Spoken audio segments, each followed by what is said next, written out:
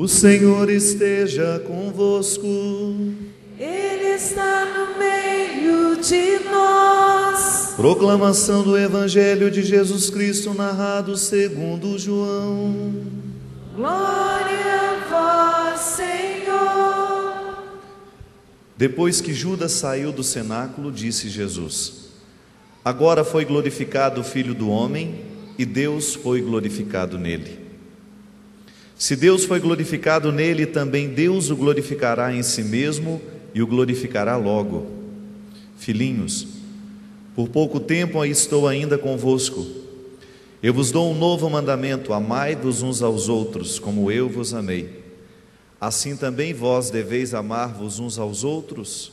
E nisto todos conhecerão que sois meus discípulos, se tiverdes amor uns aos outros. Palavra da salvação. Glória a vós, Senhor.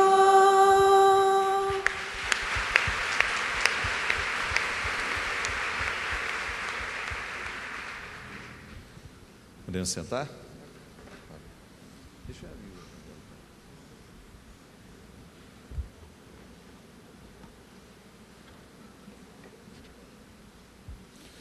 Hoje nós temos uma palavra muito forte na segunda leitura, que eu gostaria de retomar alguns aspectos dela.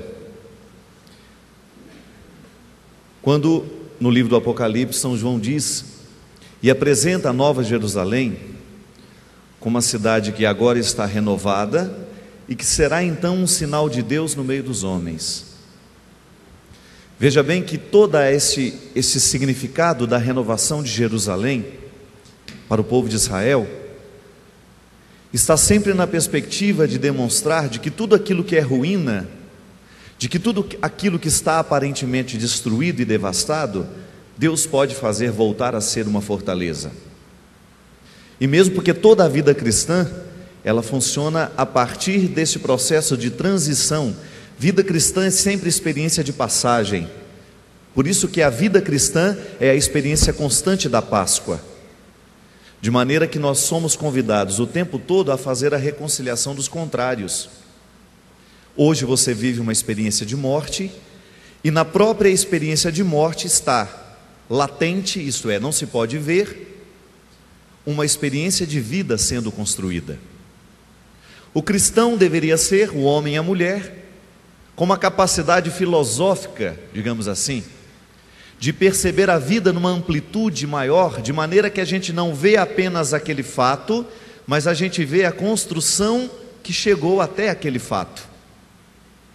Nós não vamos ver uma pessoa, uma realidade, uma situação, apenas a partir do que ela me mostra agora. Por isso que eu lá na faculdade, quando dava aula de hermenêutica, que é uma palavra esquisita, mas que tem um significado muito bonito, Hermes, dentro da mitologia grega, é o Deus que conta os segredos do Olimpo para os homens.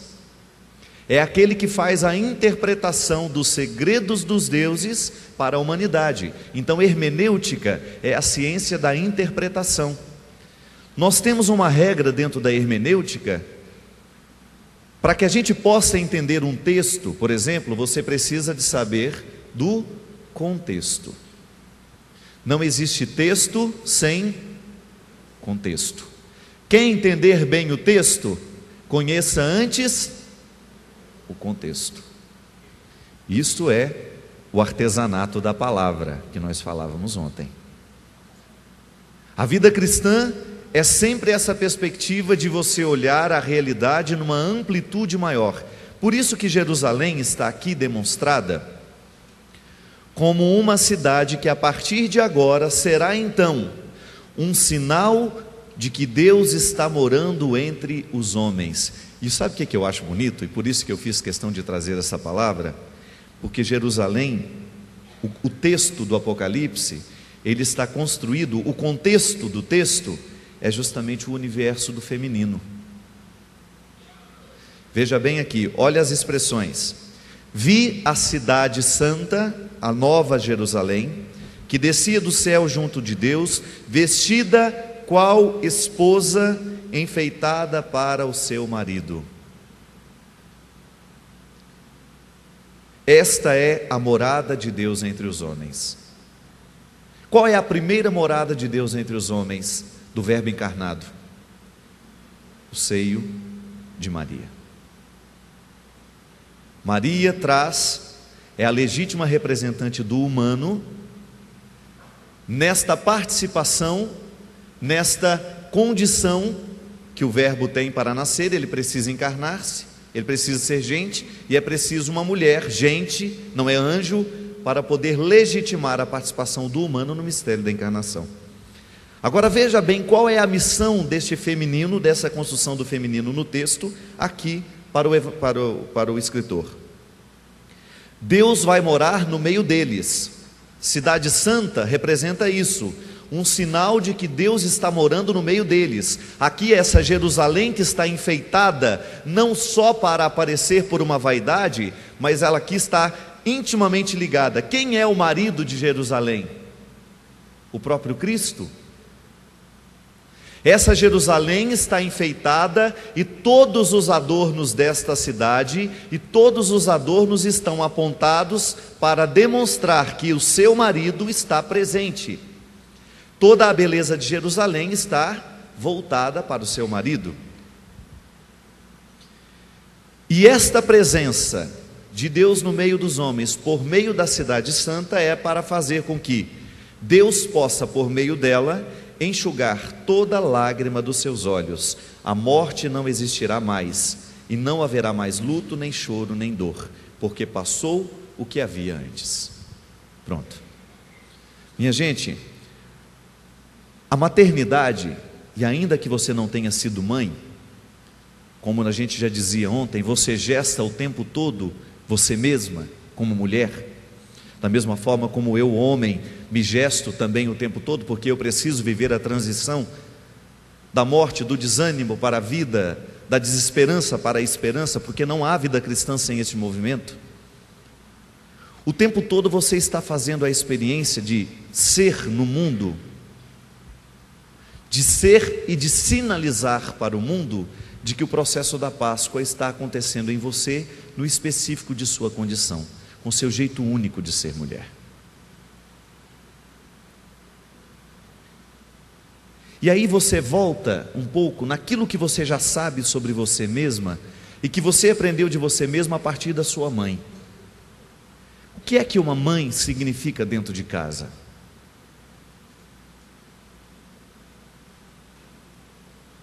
É um pilar que, se nós tiramos, a vida perde a graça. Tanto é que eu me recordo, quando eu era criança, quando eu estudava já na escola, comecei o meu trabalho, as minhas atividades escolares, o meu maior medo era de perder a minha mãe. Eu não sei se a criança tem um pavor maior do que este, medo de que a mãe morra. Tanto é que a gente ficava, chinela havaiana, se ficasse virado assim para... Nossa Senhora, aquilo eu entrava em pânico. E o Camilo adorava ficar girando só para eu ficar nervoso. Aí às vezes eles pegavam todos os chinelos que tinha lá em casa e saía virando para me deixar desorientado. Era um pavor pensar a possibilidade de ficar sem a minha mãe. Não é que eu não amasse o meu pai, não é não. Mas são relações diferentes. São focos diferentes, são interpretações diferentes que nós fazemos do outro.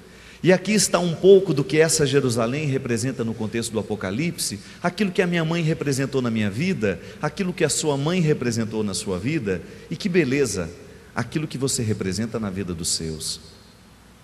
Porque a história continuou, o significado da mãe não mudou. Ainda que depois do que nós falávamos ontem, ainda que depois da Revolução Industrial, a mulher tenha sido colocada no mesmo processo de produção em série, e infelizmente o risco de perder essa sensibilidade, que é própria do universo feminino, com aquilo que nós chamamos a brutalização do processo humano, a gente vai ficando brutalizado por causa de tudo aquilo que a gente tem que enfrentar e dar conta na vida. Você de repente descobre que você ainda continua vivendo a vocação de ser Jerusalém, lugar onde o judeu, naquele tempo, buscava adentrar os portões da cidade, porque ali ele sabia que toda a sua lágrima seria enxugada. Quer entender um pouquinho melhor? É um pouco o que o brasileiro tem em relação à Aparecida do Norte. Quem não fez uma farofa de pescoço de frango e entrou dentro do ônibus um dia e viajou quilômetros e quilômetros e quilômetros, não é? Para ir até a Aparecida do Norte, comendo aquela farofa de pescoço de frango. E o meu pai já levava um litro de cachaça junto e já bebia a viagem inteira, e aquele já ia cambaleando no meio do ônibus. E a minha mãe reclamando, essa romaria não tem devoção. Era a romaria do Licindo e a do Zé Arlindo, eu lembro direitinho. A do Licindo tem reza, a do Zé Arlindo só tem pinga. E o meu pai queria na do Zé Arlindo. Íamos todos para a Aparecida do Norte, porque dentro de nós estava construída uma interpretação, uma hermenêutica, um significado de que adentrar os portões de Aparecida do Norte era de alguma forma a gente ter um jeito de enxugar as lágrimas que tantas vezes corria ao longo do ano no nosso rosto. A Aparecida do Norte era como se fosse um descanso para a alma que nós buscávamos, assim como Meca é para os muçulmanos. O muçulmano tem que ir pelo menos uma vez na vida a Meca. Por quê? Tem o mesmo significado. É uma cidade diferente das outras, porque ela está iluminada, ela está cheia de enfeites e de adornos, e estes adornos nos revelam de que Deus está ali. Olha que beleza! É igual o paraense longe dos filhos de Nazaré. Que sofrimento, meu Deus! Tem 1 milhão de pessoas, mas eu não estou lá, não adianta. Tinha que ter 1.000.001. Todos nós temos a nossa Jerusalém religiosa, estou dizendo. Você vira a canção nova, de repente significa para você um pouco essa experiência. Eu enxugo as minhas lágrimas quando vou lá, porque eu choro tanto, que eu volto, um pouco mais fortalecido. Pode observar, quanto mais a gente chora, mais a gente se fortalece em algumas situações. Chorou, você entrou aqui, já dá vontade de chorar, não sei porquê. Aí o outro, por que você está chorando? Não sei. Aí o outro já chora também sem saber, e você olha que o outro está chorando, está todo mundo chorando, ninguém sabe por quê. Aliás, às vezes quantas vezes lá no silêncio da sua casa você precisou chorar e você não chorava por quê? O que você está chorando? O que você está chorando? Não sei. É melhor não chorar. Eu tenho uma receita. Quando você estiver precisando chorar, entra no primeiro velório que você encontrar. Não importa quem morreu, eu quero é chorar. Para lá, faz igual.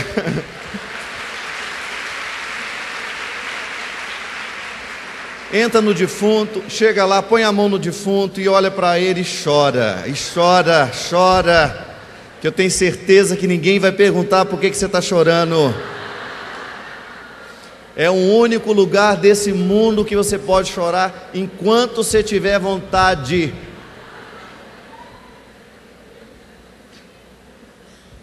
Agora cuidado, se a viúva dele estiver do lado, por favor, chora no pé. Não chora na mão não, porque na mão é muito íntimo. Ou então entra no cemitério e lá também não tem razões para o choro. Todo mundo pode chorar o tanto que quiser, que ninguém vai te perguntar. Gente, como nós precisamos de ter uma Jerusalém, um lugar que a gente entre, feche a porta e possa se sentir de verdade com o direito de colocar para fora aquilo que de fato está nos perturbando.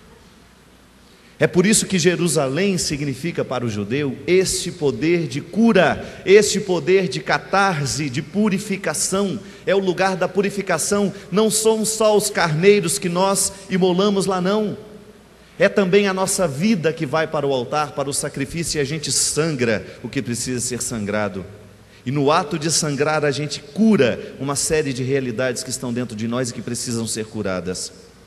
Jerusalém, a cidade enfeitada, cheia de adornos. Aparecida do Norte com seu poder de nos trazer, de nos fazer. A Canção Nova com seu poder de nos curar, de nos aliviar. Este é o significado bonito da cidade enfeitada, minha gente. Só que você não tem condições de todos os dias sair da sua casa e buscar uma Jerusalém que esteja muito distante de você. Ou até mesmo seu filho não tenha nenhuma devoção religiosa. Por mais que você tenha educado aquele menino para ele ser um rapaz religioso, não foi. Ele não gosta de padre, não gosta de freira. Você não conseguiu criar dentro dele uma religiosidade. Mas aí você tem uma pedra na mão, na manga. A mulher traz em si o poder de ser uma Jerusalém dentro da sua casa. De você também estar suficientemente com a alma enfeitada, não é só o adorno dos brincos, não, mas você ser para a sua casa o lugar onde as pessoas estão conscientes de que em você existe uma força sobrenatural, porque é o que eles buscam quando vão a Jerusalém, uma força sobrenatural. E aí a gente descobre que de alguma forma a gente pode ser Jerusalém para os filhos da gente. Você pode ser Meca na vida do seu filho, você pode ser Aparecida do Norte na vida do seu filho, você pode ser a Canção Nova. Quando você começa a representar isso para ele, é tão bom a gente identificar: a minha mãe é um lugar que quando eu chego fecha a porta, eu consigo ficar à vontade perto dela, e não há nenhum segredo entre eu e ela. Nós não precisamos mentir um para o outro, e o que me faz doer, dói, e o que me faz ser feliz, me faz. Não há nenhum traço de hipocrisia entre a minha relação e ela. Isso é dom a ser construído, é dom a ser trazido para fora, já que seu coração de mulher está aí dentro. E quando alguma coisa nos aperta, quando somos crianças, é muito difícil você ouvir um menino gritando: pai!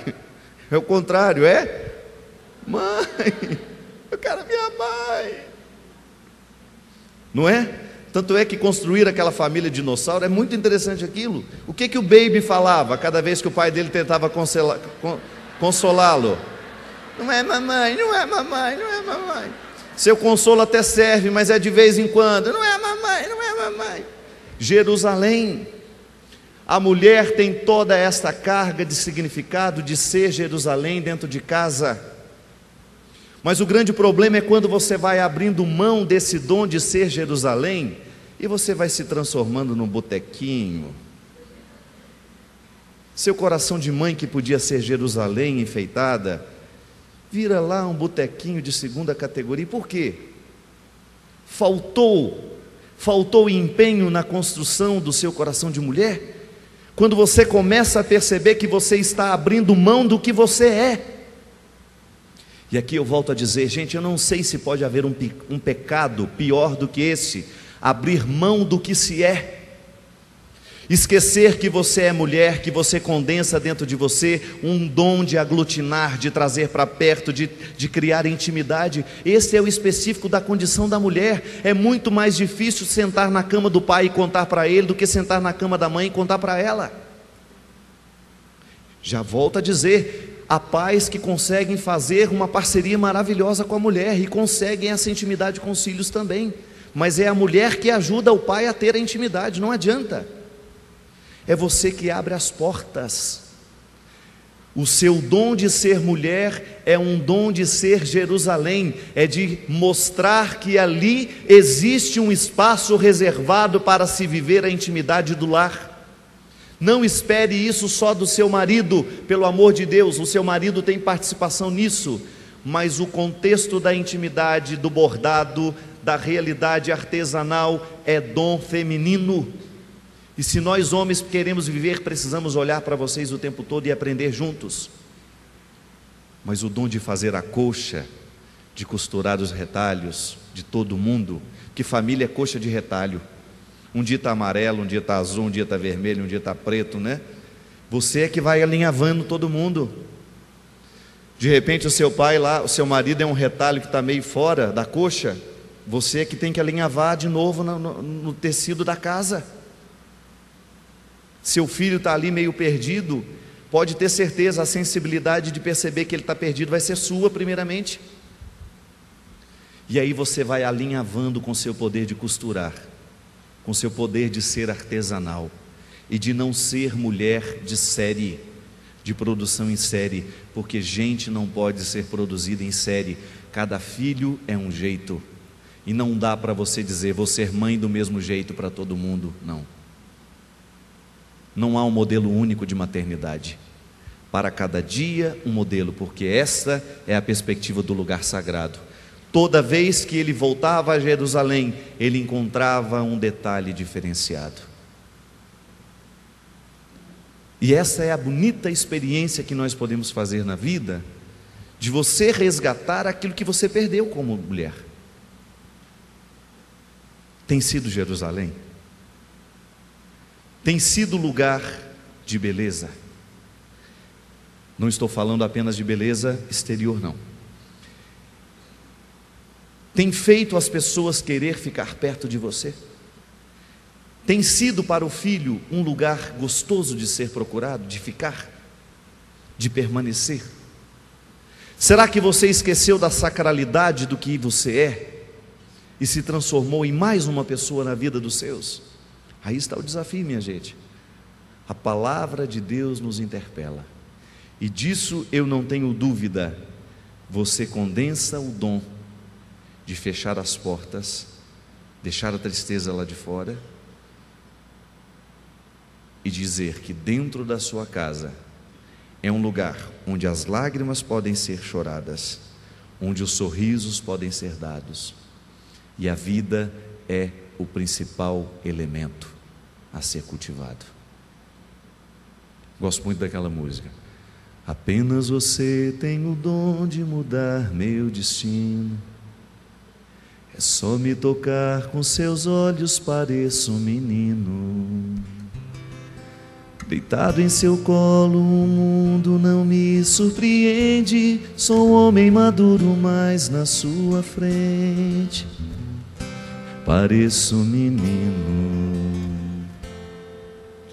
Você tem a luz que ilumina o nosso caminho. Depois de você descobri que não sou mais sozinho. Você é o amor que a vida me deu de presente. Sou um homem maduro, mas na sua frente não sou mais que um menino. Lindo. Quem já foi ao Círio de Nazaré sabe o que é voltar a ser menino por uma razão religiosa. Quantos homens já choraram quando chegaram em Aparecida do Norte? Quando estão diante daquela pequena imagem que parece que tem 1 milhão de metros. Ou quantos homens se derramam em choro e em lágrimas cada vez que falam de suas mães. É isso que você tem o dom de representar, gente. Você tem o dom de nos fazer voltar a ser menino, não no sentido de nos infantilizar, não, mas no sentido de sermos verdadeiros.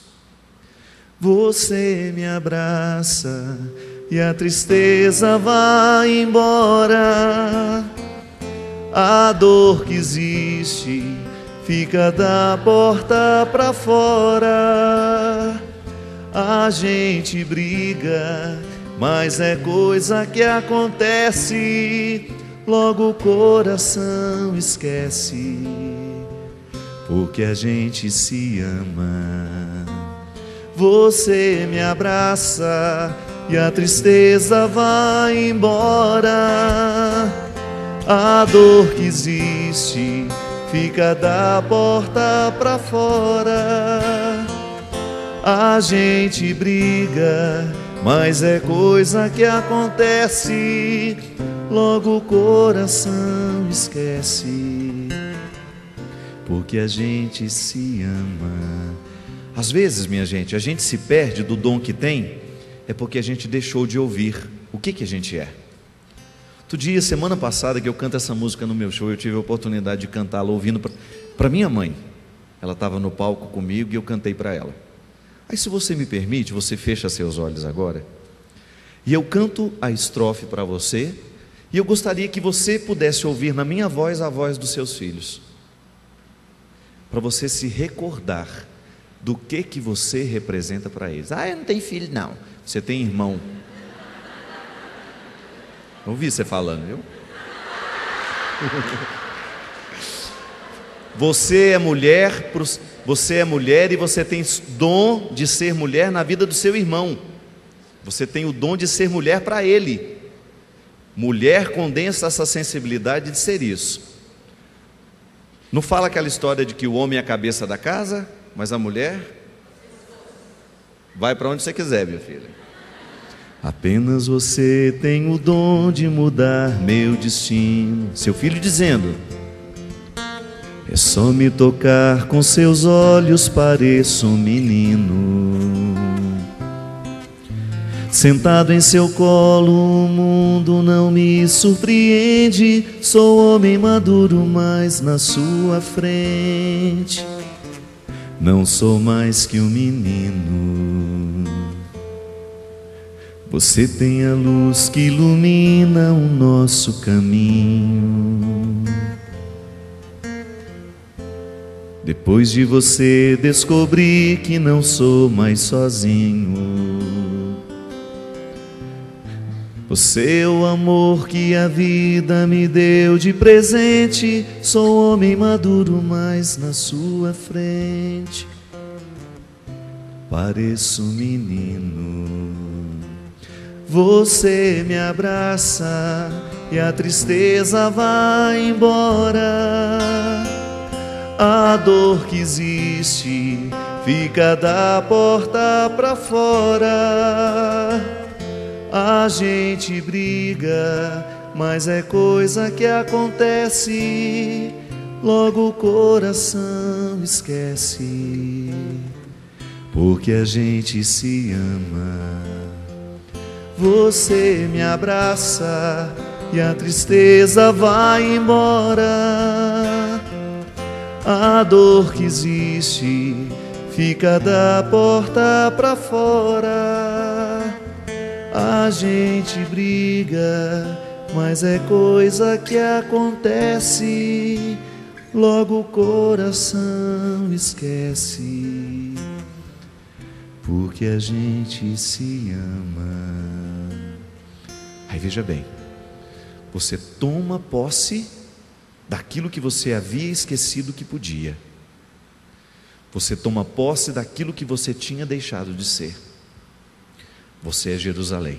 Diga para quem está do seu lado: você é Jerusalém, lugar santo. Santo. Você não tem o direito de esquecer da sacralidade que há no seu coração de mulher. Canta comigo. Você me abraça e a tristeza vai embora. A dor que existe fica da porta pra fora.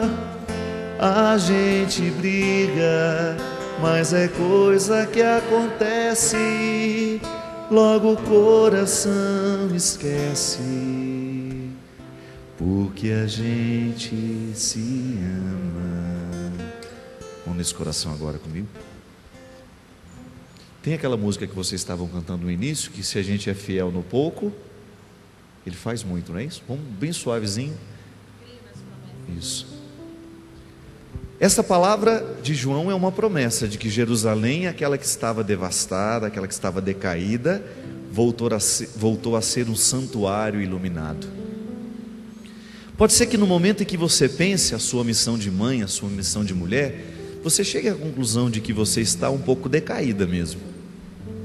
A gente esquece do que é precioso às vezes na vida, mas Deus tem uma promessa cheia de futuro para nós. Você não vai sair daqui amargurada por aquilo que você não conseguiu fazer como mulher. Não vai. Esse lugar não é um lugar para nos provocar amargura sem cura. Tá bom? Se você chegou à conclusão de que a sua missão de mulher, a sua missão de mãe, de esposa, de irmã, de namorada, de amiga, estava parecendo uma Jerusalém devastada, não precisa ficar amargurada com isso não. Deus lhe entrega nas mãos uma nova oportunidade de fazer de você uma grande Jerusalém na vida dos seus. Para isso que a gente vem aqui, para a gente se converter, para a gente mudar de vida, para a gente levar uma boa notícia nas mãos. Ninguém tem o direito de sair deste lugar desanimada, com medo da vida, mas ao contrário, Deus nos traz aqui para nos encher de coragem, para que a gente possa ser o melhor ser humano possível.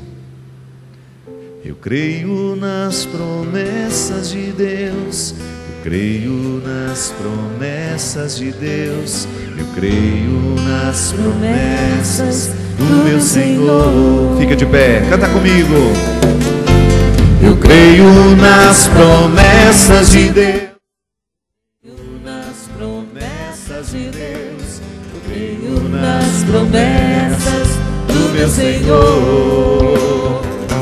Se sou fiel no pouco, Ele me confiará mais.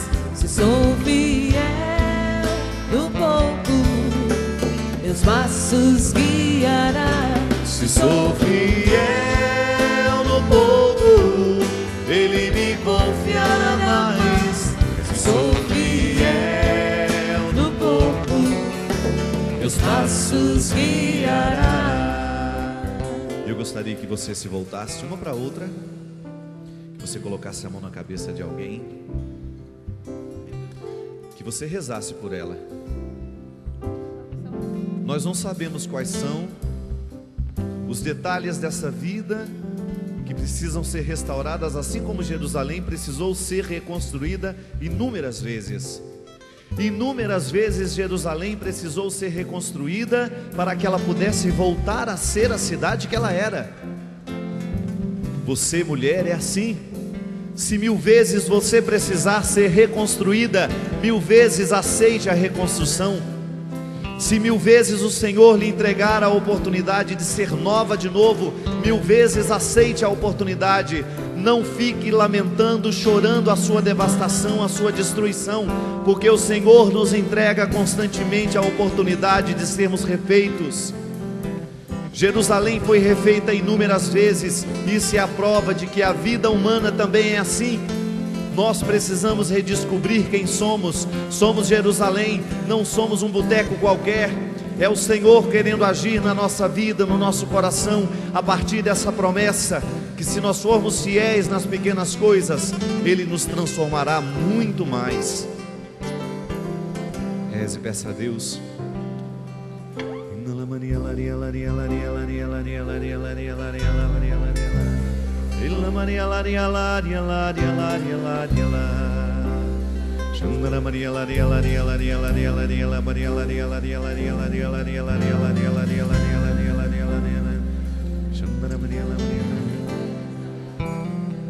O Senhor tem nos tocado,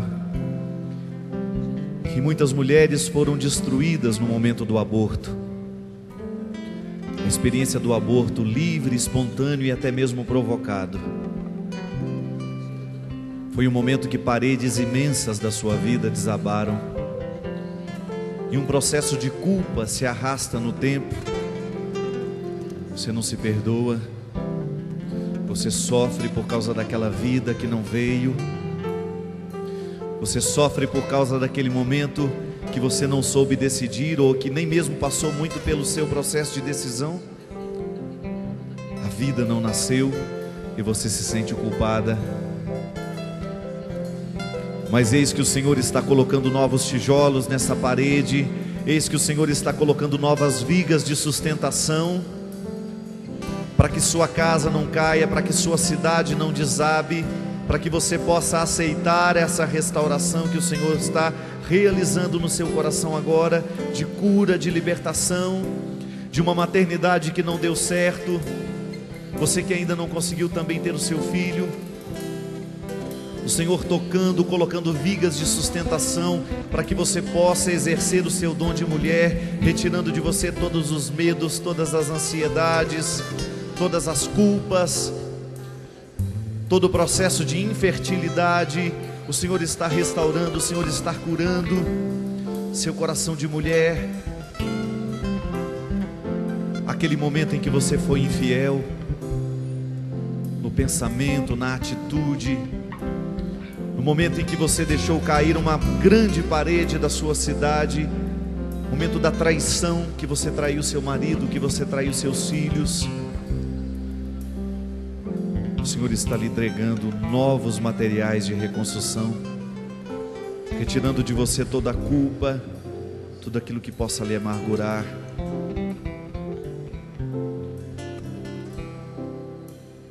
aquela parede enorme que caiu no momento que seu filho foi embora da sua vida.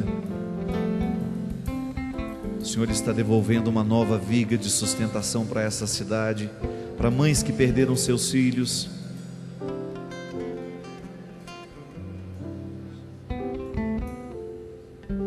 Aquela parede imensa que parecia desabar tudo.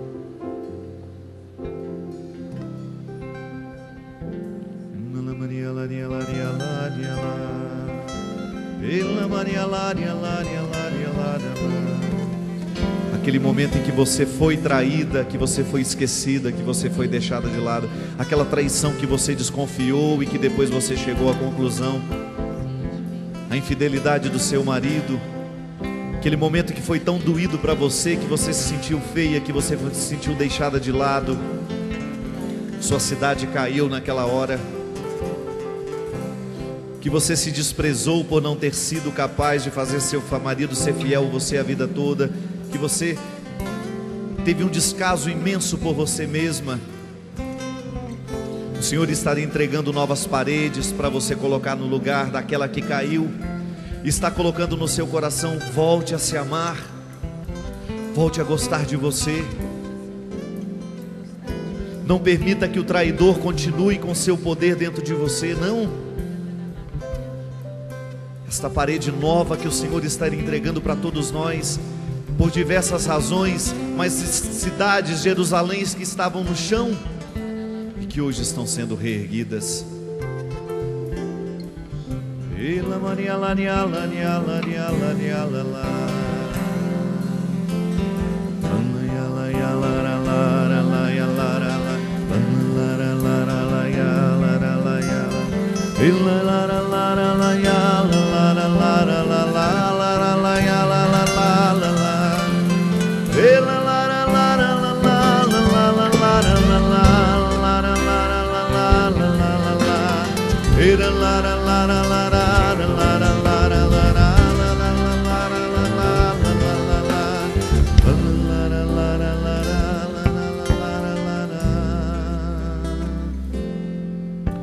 Eu creio nas promessas de Deus, creio nas promessas de Deus. Abraça a pessoa. Creio nas promessas. Um abraço cristão de quem deseja de que ela possa ser reerguida. Abraço de restauração. Nas promessas de Deus. Eu creio nas promessas do meu Senhor. Solta essa voz. Se sou fiel no pouco, Ele me confiará mais. Se sou fiel no pouco, meus passos guiará. Se sou fiel no pouco, Ele me confiará mais. Se sou fiel, nas palmas, meus passos guiará. Bem forte, canto de Jerusalém restaurada, canto de Jerusalém iluminada. Creio nas promessas de Deus, eu creio nas promessas do meu Senhor. Será a cidade iluminada. Creio nas promessas de Deus, creio nas promessas de Deus, creio nas promessas do meu Senhor. Se sou fiel no povo, Ele me confiará mais. Se sou fiel no pouco, meus passos guiará. Se sou fiel